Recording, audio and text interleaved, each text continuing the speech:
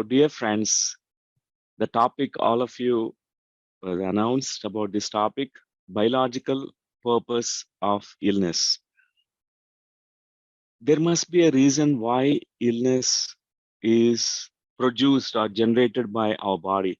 Our body is very, very intelligent. It is far intelligent than what we can understand with our minds because it knows exactly what it wants to do, how it wants to adapt, and how it wants to survive, even though there are many difficult circumstances and situations. There are millions of years of evolution that happen. This body is also part of this entire biological evolution. It's very, very finest, um, you know, product that evolved over so many millions of years. For example, when we were inside the mother's womb, we were just two single cells, sperm and ovum, and it forms one zygote and then blastula and then multiplication of the cells. And finally, inside the womb, there's such creation that happens and organization of all the different cells and different organs in the body. For example, cardiovascular system, musculoskeletal system, nervous system, all of that. There is such a precision, such a blueprint to design about the functioning of different cells in the body. We'll be so much surprised and wondering about who is behind this creation. What is that creative power, the creativity that exists, with our human scientific technology that we have right now? We can't replicate any of these things. We can't make set of eyes or liver or kidneys or any kind of organs. We can try to have some kind of, for example, substitutes like a dialysis machine, like we can have a kind of a replacement for the heart, which is like a kind of instruments. But still, we can't really reproduce or recreate exactly whatever our biological cells or organs that are there. There is some kind of beautiful consciousness and energy which is determining, which is directing. There's an intelligence. It's all self-creative force. It's called autopoietic mechanism. It is called autopoiesis. What is that creative force behind everything? Even illness, generally we consider that it's an error, it's a mistake. We consider the body is a mistake. It's creating a disease itself is a mistake. It's an error. A cancer is an error, or some kind of illness that's coming is an error, but it's not. The body is trying to signaling us through these illnesses. There is a purpose behind this. Today, I'm going to present to you on this topic that I have been working in this field since last 30 years. When I was a medical student, I was introduced to meditation by my guru, Brahmarshi Pitamaha Patriji. I learned Anapanasati meditation practice. From that time, there was a constant, shift that happened in my own self with all that expansion of my own consciousness and experiences that I gained through the practice of meditation. So I understood that there is much more than what we study in medical science, in medical colleges. There is so much that we do not know. So at that time, I was very curious. I was, exploring about past life regressions and about the memories of the past, which are affecting the present moment, all that. When I particularly discovered about one particular master from Germany. He's a medical doctor. He's an oncologist. His name is Dr. Reich Georg Hammer. He's known as Hammer, Dr. Hammer. I'm going to share the presentation so you can see some of the slides that I prepared. So biological purpose of the disease or illness and 5 biological laws of nature. So this is the study, the research made by these doctors, like Dr. Reich Georg Hammer. He's a German doctor, a surgeon, oncologist, was working with cancers. And he's very, very innovative in his approach. When he was in a very young age, he was also designing so many things in the medical field. And particularly when he lost his son, because his son was killed by someone with a bullet shot. And after a few months, he had testicular cancer. So he was wondering, how could I develop testicular cancer? Is there a correlation between whatever that happened, the incident, the tragic event that happened, the loss, the losing his son, and the onset of this testicular cancer? And then he started probing into that, researching about it, and he also researched with other cancers patients. He asked every patient who was admitted in the hospital, is there something happened just before onset of this cancer, before this cancer was diagnosed, few months or sometimes a year before? So all of them told there is something, a triggering, shocking event that happened.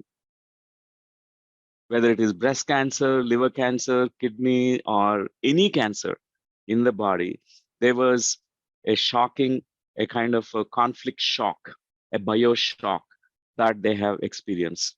So at that point of time, he was also exploring more about what can we do as a medical doctor. He discovered these 5 laws of biological nature, how our biology tries to adapt to the situations. And further, his student, Dr. Christian Flesch, he was inspired by Dr. Hammer, and he studied much more. He went far ahead, developing the protocols and interventions, not in the medical way, but it is completely through approaches like regression methods, like timeline therapy. He was also well versed with neuro-linguistic programming. So he designed so many protocols to treat patients. So both of them are stalwarts in this field. This is known as actually German new medicine. Dr. Christian Flash calls it as biodecoding methodology, biodecoding. So there are so many around the globe working laboriously, doing a lot of research, and also helping patients. It's a tremendous work they have been doing. So Dr. Hammer was imprisoned for his whatever the discoveries because the medical science could not accept, because particularly medical science is based on only the body medicine. Only the body is the only reality that exists. So they told there's nothing like whatever that you are, your hypothesis. So he was imprisoned. So I like this quotation from Arthur Schopenhauer. All truth passes through 3 stages. First, it is ridiculed. Second, it is violently opposed. Third, it is accepted as being self-evident. So everything passes in like how a gold is tested. Even a truth also passes through several tests. First, it will be rejected by the community. They call it as a fake one, and they oppose it, and finally they understand the importance and the significance of the discoveries made. So personally, after studying Dr. Hammer, my understanding about the biological, our system, the body system, and illnesses has deepened more. I could also help many patients with understanding the conflicts, the root causes, why an illness is coming up, what is our body is trying to do in that moment, how it is coping up with the stressful conflict shocks that are occurring. So today in the presentation, we'll understand this new model for understanding health, new paradigm, and also why do we become sick, why body develops disease, how nature works. Some of the essential things we learn. Generally, our old paradigm is why we get sick is through bacteria or virus or fungi, and genetics we call is all genetic. Is because my grandfather had cancer, I'm getting cancer, or it is running in the family tree. That's why we all have disease. Or we say unhealthy lifestyle because of unhealthy lifestyle. So, but there are some people for who has unhealthy lifestyle, but they're healthy. There are people very healthy, but suddenly one day there's something that happens um, in their family. There's a family dispute about some property issues, and there's a territorial kind of loss that happened because the brother took away all the property, and the person who is so healthy experiences heart attack, myocardial infarction. And all of a sudden, within days, we do not know what is happening. The coronary arteries which are blocked, and there's a heart attack. Till then, the person was so healthy. His cholesterol was normal, and there's no blood sugars, no diabetes. His healthy lifestyle, everything is all right. But suddenly, after the conflict shock, bioshock, there's something that happened. So sometimes we also blame environmental toxins. Of course, it influences. This is a toxic material. It can also create certain things for us. It's not that this model is need to be discarded, but there's something else that we need to look at deeper than whatever that been stated in the old paradigm. What about contagion?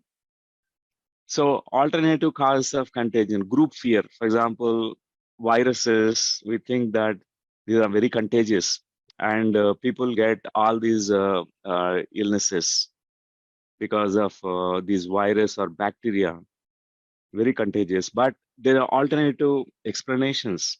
For example, group fear is there, and herd mentality, where again, as a group, someone gets something, and everyone in the field of energy, they carry the same kind of mental thought process. They also get affected. Mirror neurons. So sometimes we have these mirror neurons, or medical science proven this, where we mimic, we see that someone who is like an authoritative position, or someone who is very influential, someone who is very close to us, who is inspirational to us, when they get sick, and we also, through mirror neurons, we mimic that, we also have certain things in our body. There's a conflict of identification. So Rupert Sheldrake, a biologist, a scientist, also studied about morphic resonance, how there are fields of energy, collective fields, the information which is disseminated everywhere because of these collective energy fields. They're all alternative explanations for this kind of contagion. So Nikola Tesla said, if you want to find the secrets of the universe, think in terms of energy, frequency, and vibration.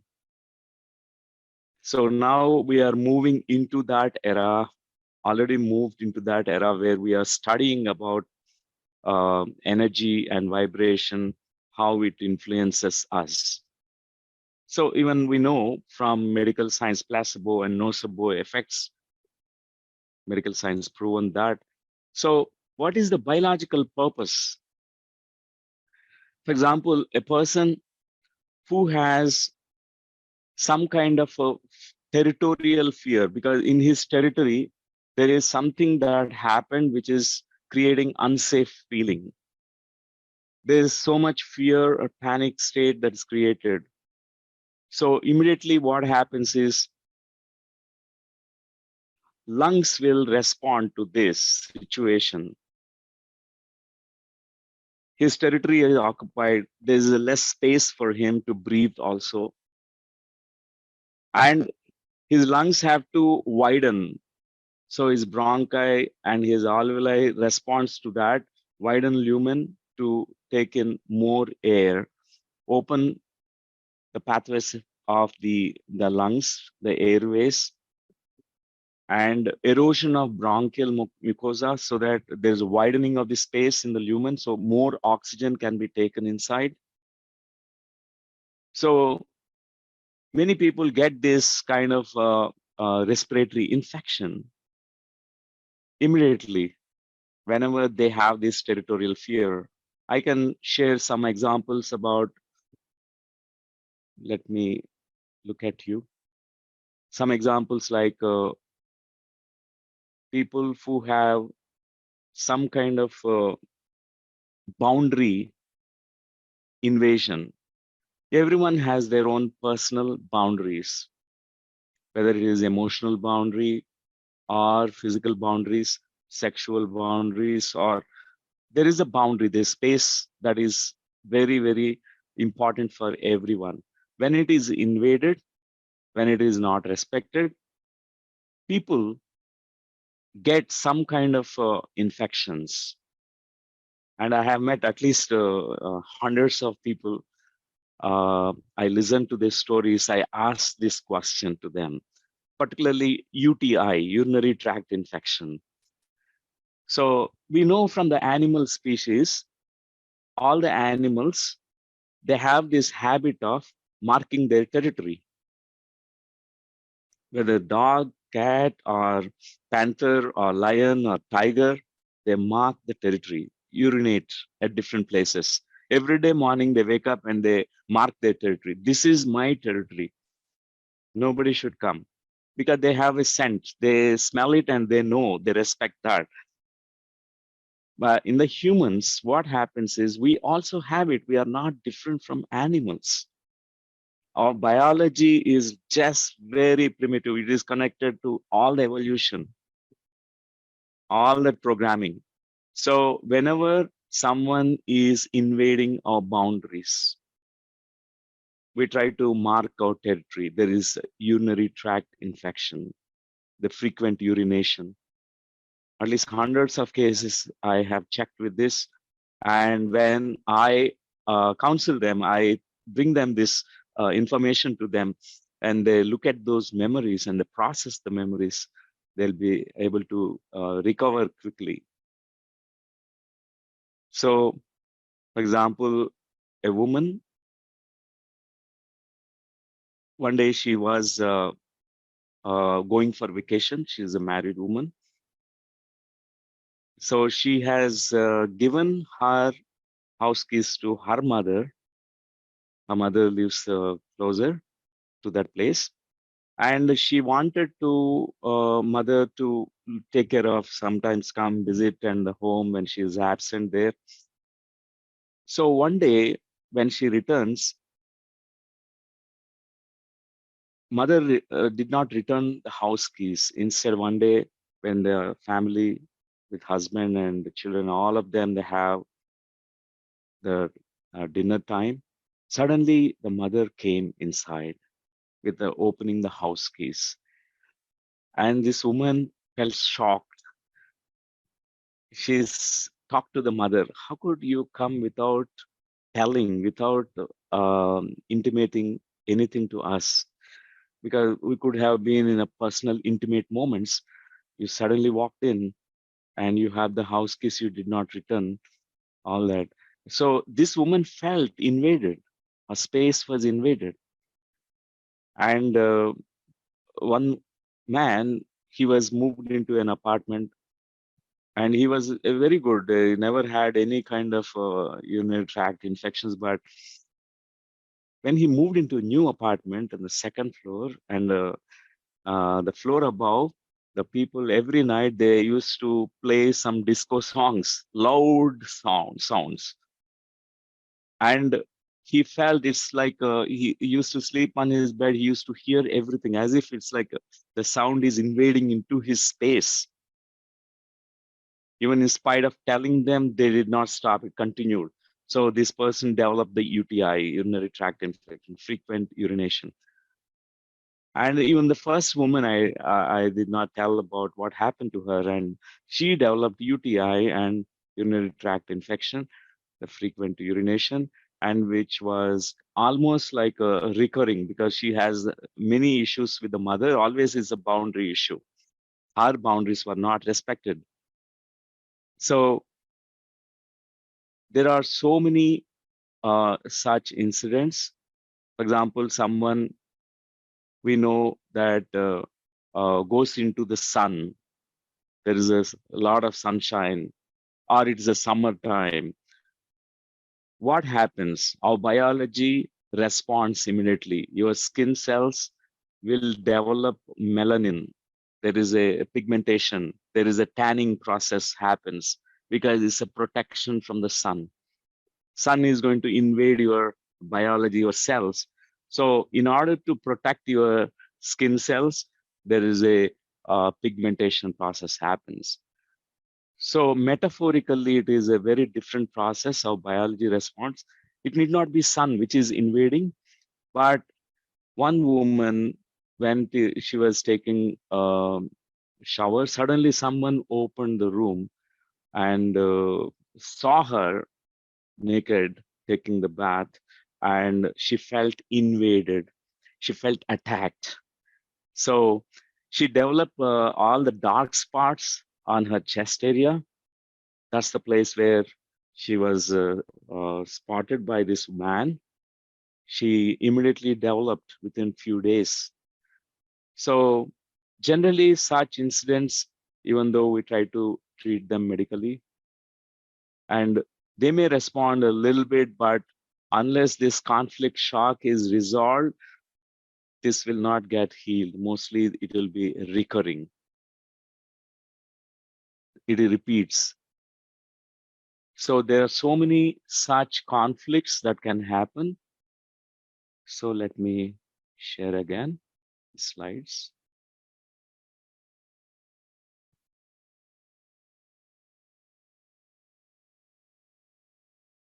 So Dr. Hammer discovered these biological laws of nature. For example, first one, he talks about the conflict shock. He first called it as DHS, Dirk Hammer syndrome. The name of his son is Dirk. So Dirk Hammer syndrome.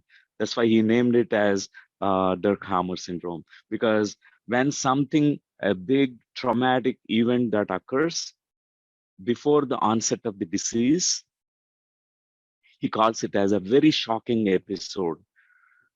So in that moment, there is so much that happens because it's very unexpected. Any conflict shock is very unexpected. It's acute, it's a dramatic, there is emotion because you feel lonely, isolated, and also without solution. There is no solution in it. So we call that as a bioshock or different names, DHS, or can be called as conflict shock, which initiates all the disease processes. So generally what happens is whenever such shock happens, conflict shock occurs, there are three levels your body tries to respond. One is psyche, the second is brain, and the third is organ. This is the discovery made by Dr. Hammer. Your psyche is your subconscious. Your subconscious has its own logic. Your conscious mind has its own logic, but subconscious is biological. It's more biological. It has its own logic. So, for example, marking the territory, urinary bladder produces more urine, and UTI, something like that in our body. For example, a small little girl who developed eczema, a skin rash, and particularly it is itching rash. And whenever mother goes to some place, working place for a few hours, or even to a different place, and if she is delayed in coming back, she develops rash. So what is the skin telling? What is the biological purpose of this illness, eczema? Because for this child, skin is contact with the loved one. The child needs the mother. Suddenly there was some kind of separation conflict. Mother moved far distance, did not come back within the time frame. So there was immediately this kind of eczema, skin rash that is appearing. And generally, when this information is brought to the mother, because children cannot understand this phenomena, but mother can do something. So mother, when she tells, communicates with the baby, and I'm going, and my mom loves her, and even though mom may get delayed in the workplace, but I come back and you're safe. Generally, children, they don't develop such kind of eczema, skin rashes. So Dr. Hammer discovered that in the subconscious, whatever that episode or something shocking happening, it gets first registered. And then immediately there are kind of brain relays. Brain also has so many centers. So our medical science has mapped everything. For example, there are centers.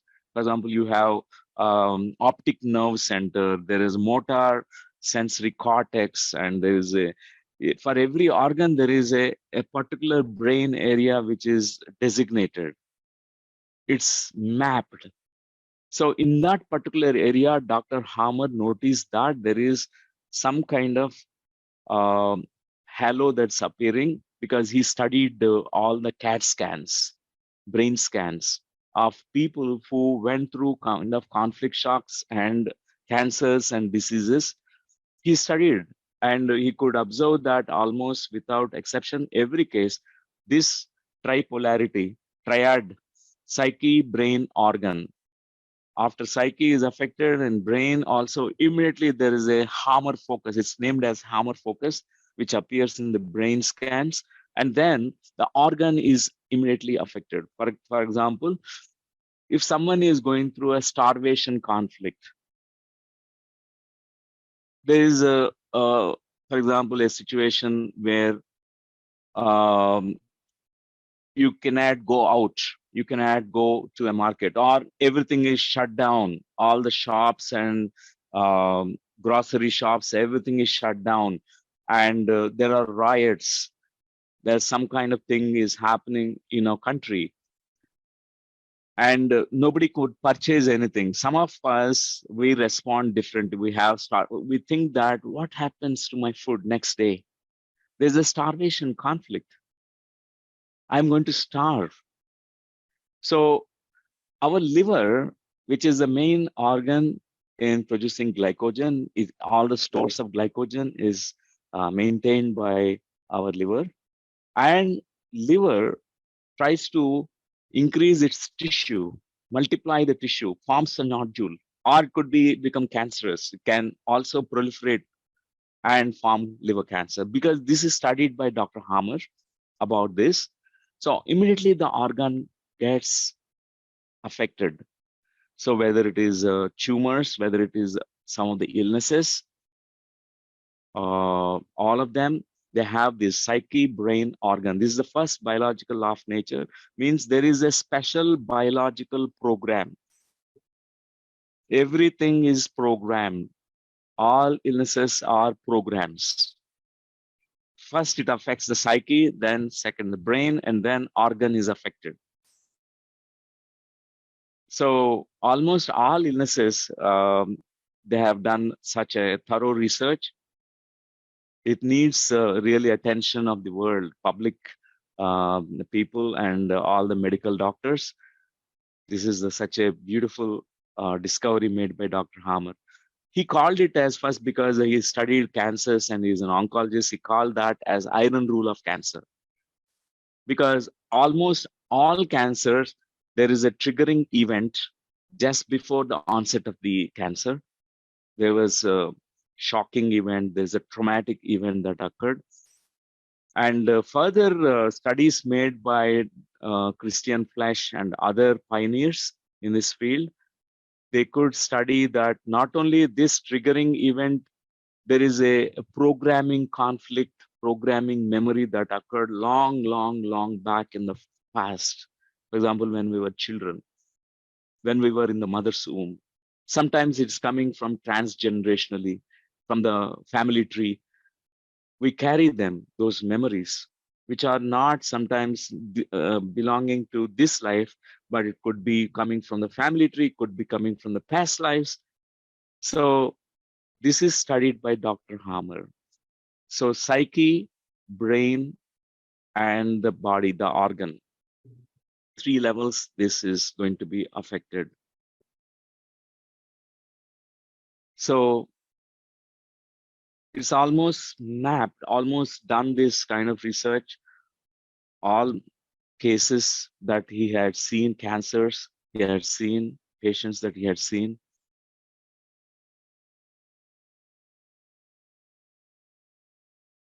So there are different types of conflicts, to name them. So for example, these are just few conflicts.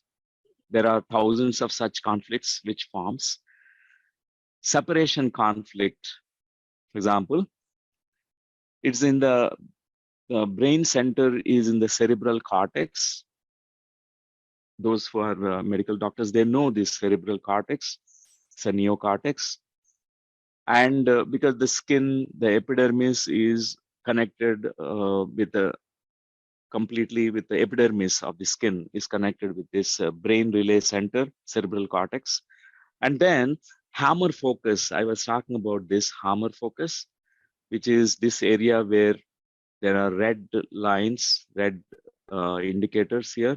That area there is, we can see that halo or a kind of something that is showing up. Initially, everyone thought it's an aberration. It's a kind of a distortion. It's a kind of not real. But after seeing thousands and thousands of cases, studying their brain scans, Dr. Hammer could pinpointedly say that whenever there's a conflict shock, there's a brain that is one particular center that's affected, and then the organ gets affected. For example, in the separation conflict, the organ that going to be developed affected is the skin, particularly the epidermis.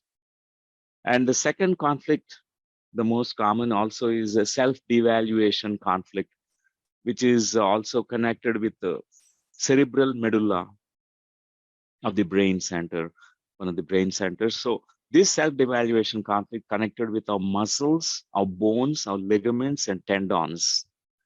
So people, when they feel that they're very devalued, like they lose their self-worth or self-value, they don't recognize their own self, they in comparison with others, or something traumatic happened where they were put down, they're humiliated, they went through a kind of shocking event, and they devalue themselves immediately. There's certain particular places in our body it affects. There's a demineralization, decalcification that can occur, and our bones can be affected, our muscles can be affected. So self-devaluation conflict. There's a particular brain area that in the Hammer focus, in the brain scans, they could notice that. Third conflict, which I would like to tell about, is nest worry conflict.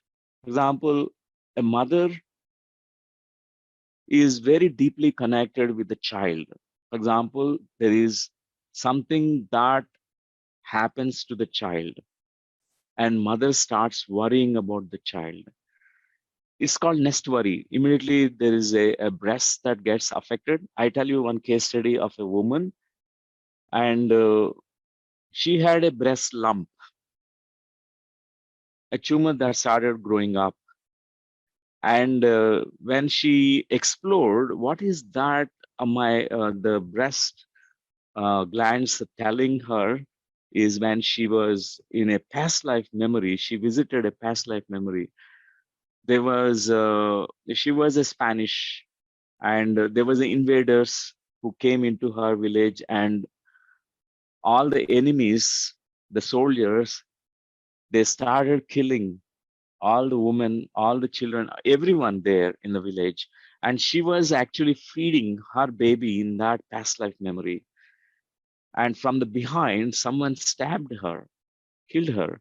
She fell into the front, and the baby died out of suffocation while she was breastfeeding the child.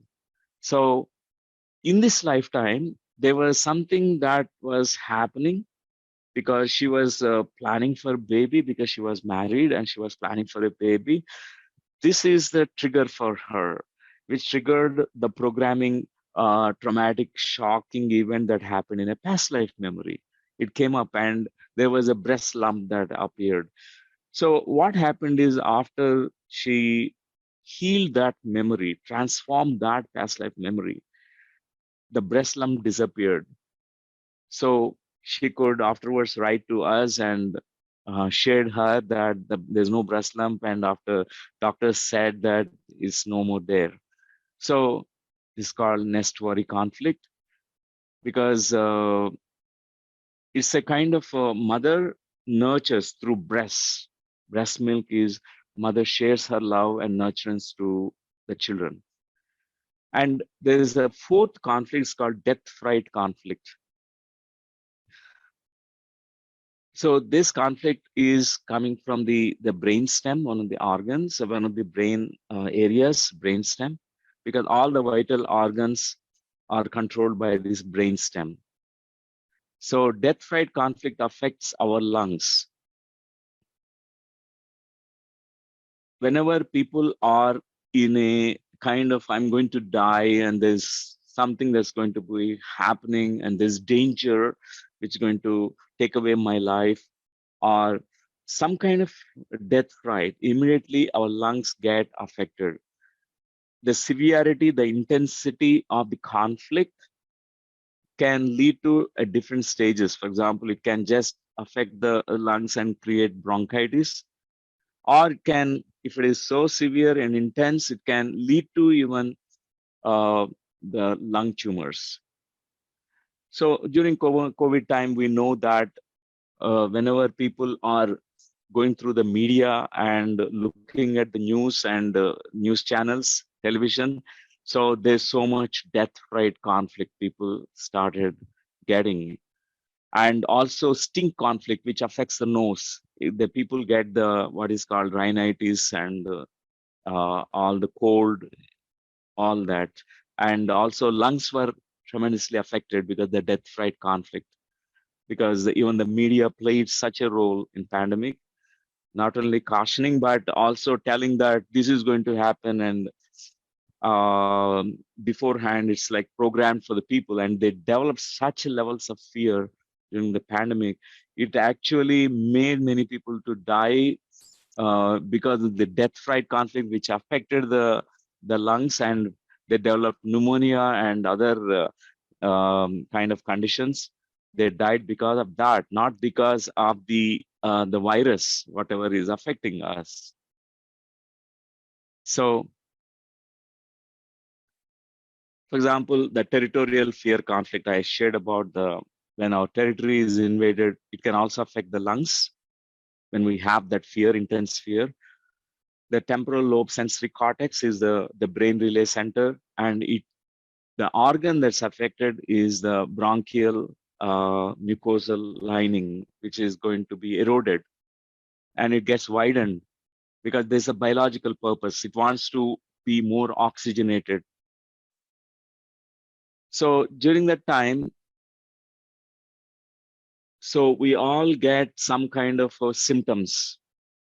So there are different types of conflicts: nest worry, indigestible morsel, death fright, abandonment conflict. For example, many of the kidney cases, kidney conditions, medical conditions, we can see that it's called refugee conflict, or male sexual conflict, prostate cancer, or bone cancer, self-evaluation conflict, or separation conflict, and female sexual conflict, profound loss conflict.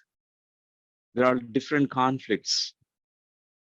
So now the scientists around the globe and who are particularly working along these lines of Dr. Hammer and Christian Flash, they could notice thousands of such conflicts. To name some of them, there are 18 different types I named here, but there are thousands of such conflicts. They could diagnose it. So everyone has, when a conflict shock happens, there is a individual subjective perspective. Every individual perceives that event in a very different way. So same situation, people respond differently. For example, a divorce could be experienced as a couple were separated. One person may feel it's an abandonment conflict. It can affect kidney collecting tubules, kidneys are affected, or it could be separation conflict and it affects the breast glands, breast ducts, or it is some person may interpret that as my territorial loss, territorial anger conflict, which affects the coronary arteries, or starvation conflict. What is going, I'm dependent financially, and what's going to happen now? I'm going to starve to death without this person in my life, my spouse going away from me. Starvation conflict, the liver can be affected. So all depends on how the individual sees the world, because same situation can generate different types of conflicts. That's why many of these biodecoding therapists or German new medicine therapists, facilitators, they always have this counseling session. They understand what happened, how they are perceiving the event that is happening. So some of the people may not find that it is so shocking, even though there's a tragic event happened. Some they may not consider it as a really a shocking event, because their understanding levels, their widened horizons of the mind, their perspectives are different. It may not shock them. It may not create any kind of illness in them. So that's why we wonder sometimes, people were exposed to coronavirus, all people, but those who have this conflict, conflict shock in them, seed was already there, implanted in them, they were affected. Not everyone. Almost medical doctors were working with corona COVID patients, but doctors were not affected, not many. But if the doctors have some kind of fear element in them, it is the doorway, it affects them. So we can see that. So these conflicts are not, even though there are shocking events happen, not all people will get affected, because how we interpret the software in our mind, it interprets whether it is really shocking or not. Some of us, we consider that even the smallest trivial things also is such a shocking thing for us, and immediately we manifest some of these illnesses and diseases. So now coming to the second biological law of nature. So all these special programs, for example, illness is a program. Once it is set, so the conflict shock occurred, the brain organ is affected. Also at 3 levels this happens, and this runs into 2 phases. We know from medical perspective, that there is a sympathetic nervous system, there is a parasympathetic nervous system. They're called as autonomic nervous system. So they work on their own. It's connected completely with subconscious mind. Whenever we are considering that something is very stressful happening in our lives, our sympathetic nervous system gets, alerted. It's like a warning to that sympathetic nervous system. There's a raise in blood pressure, the pulse rate, breath rate goes up, and many of the physiological changes occurs. So whenever we are going into a meditation center, for example, Dr. Saurav Ranjan conducting a meditation program, and you're meditating, suddenly there is a parasympathetic nervous system, the main important nerve, vagus nerve, gets activated. Your body system goes into such kind of relaxation response. So these two phases runs throughout. Actually, in the daytime, we all have sympathetic nervous system activation. Is normal actually. Whenever we exert something, whenever we are active in our lives, there's a sympathetic nervous system very active. So we need to raise our blood pressure, it raises, and there's a movement. Your muscle cells need to work hard, and your heart need to pump more blood. Your lungs need to respire more because you need to run and walk and all that. And in the night time, there's a vagotonia. Actually, both of these two things will alternate few hours. They know they have a rhythm inside you. But there is a nocturnal rhythm. Every night when we have a good sleep, we go into vagotonia. That's why whenever we are sick, our ancestors used to advise to us, sleep well, get rest. If you rest well, you will heal more faster. That's so true because it's a vagotonia which really heals. There's a healing response that occurs. So when there is a shocking event that happens, for example, there's a conflict shock that occurs. So, for example, in this particular side, you can see there is a DHS occurred.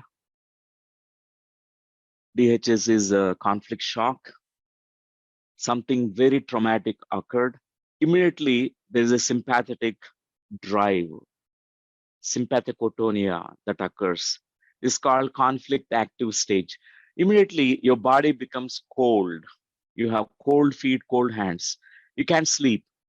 You have compulsive thinking. You think what's happening. You're confused.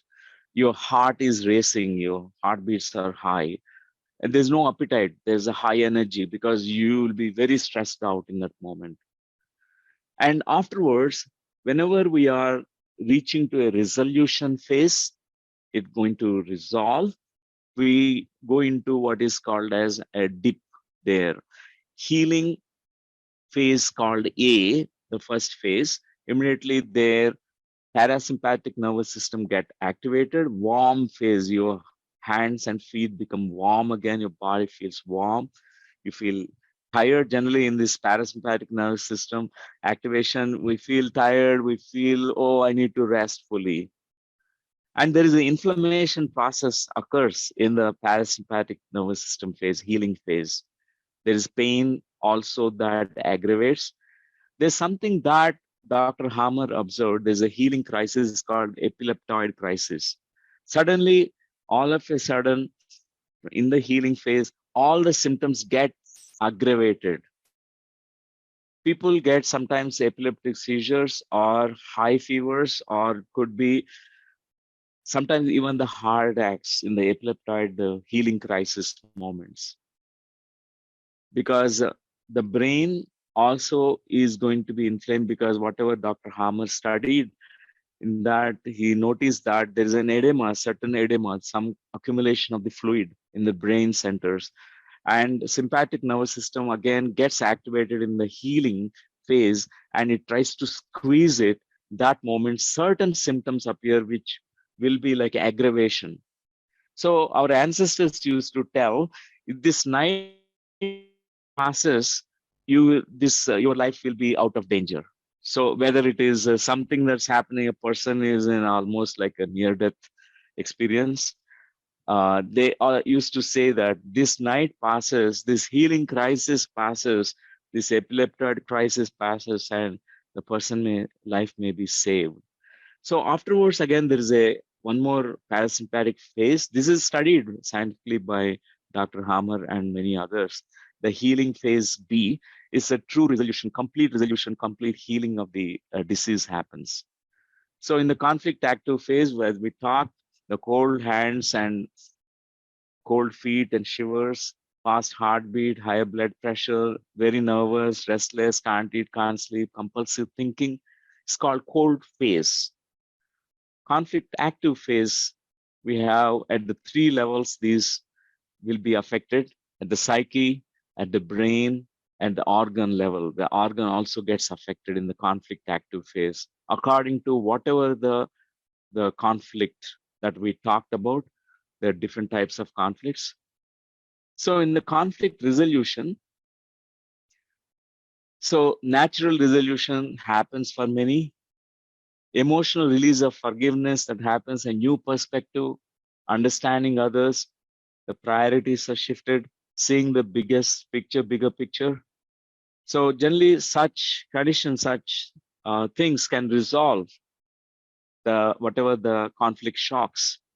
There's the resolution phase. So in the healing phase, is warm phase, it's known as. So we talked about it, warm hands, night sweats, fatigue, pain, swelling, exudation, because swelling is something interesting because medical science considers edema as bad, something bad, but it is actually in the healing phase. Dr. Hammer studies, they notice that it is the healing phase. Our body tries to send all the fluids to that place, wherever that healing is required. But sometimes the edema is too much. It can compress the organs. It can be really life threatening in that moment. For example, there's a pericardial effusion or pleural effusion, or could be something in the brain, that the edema that occurs can be too dangerous. So many people during the parasympathetic phase, they have a weight gain and good appetite. Pulse rate again comes back and blood pressure drops again to normalcy. And sometimes they're so tired, they feel exhausted. It is not the sign of the illness, it is the recovery phase. Many people, when they are recovering, resolution phase, they feel exhausted and tired. And there's sometimes fever. Fever also is not bad. It is actually in the healing phase that occurs. Inflammation also is part of it. So I'll quickly run over these slides so that we have.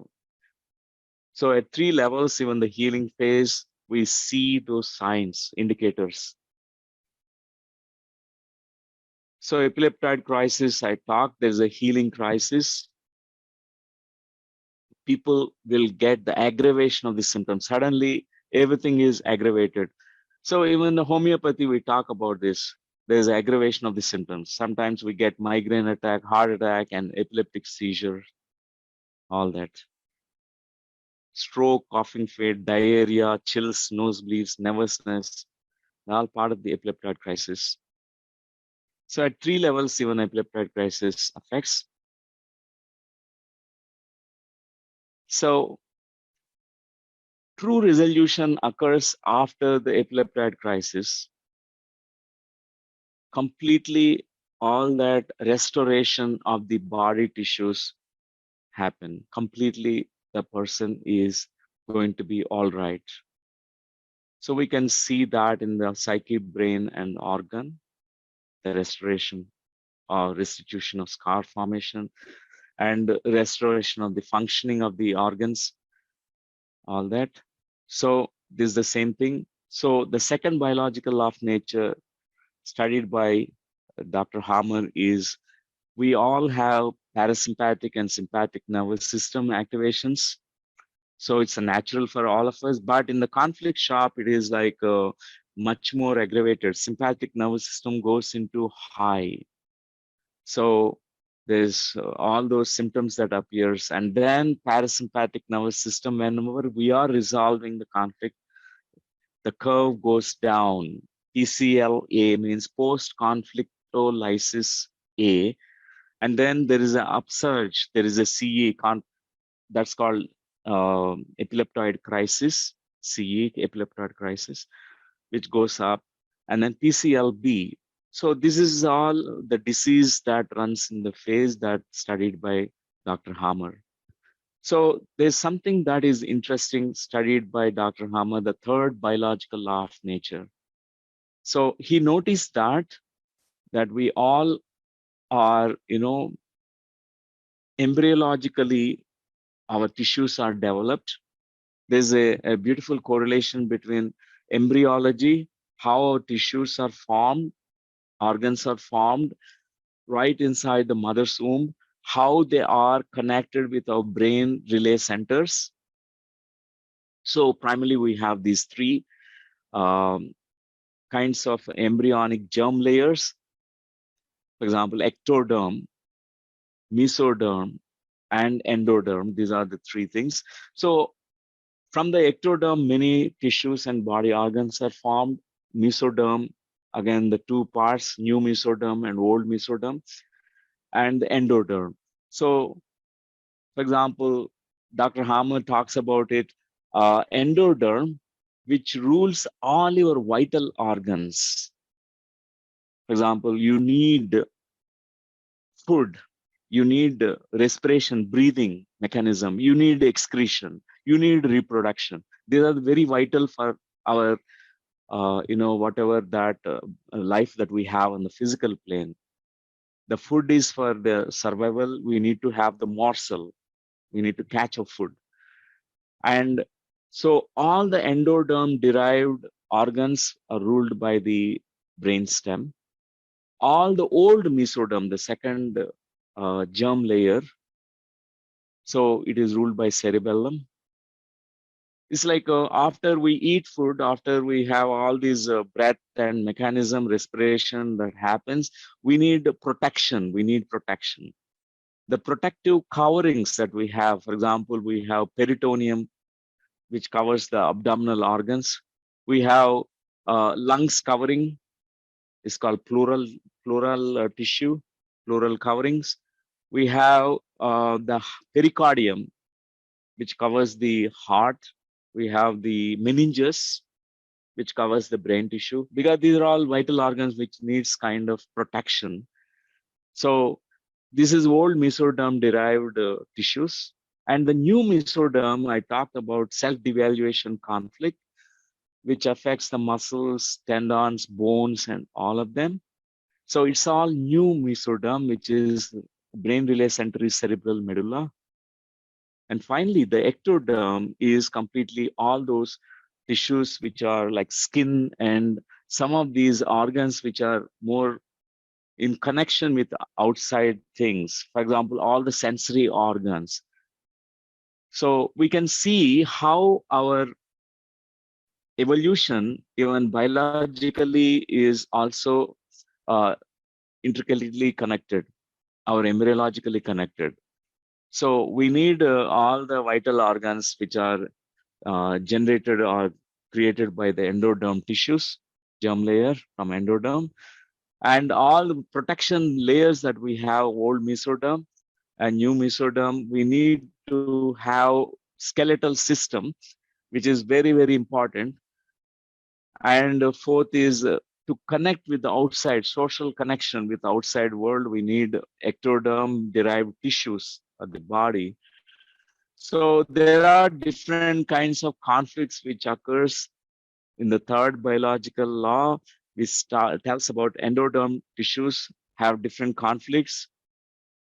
And for example, indigestible morsel conflict, one of the conflict, because your digestive tract, which is for the digestion, to digest whatever that we eat. For example, it need not be physical food. Sometimes you are not able to digest what is happening in your life. Something that happened in your office, you are not able to digest.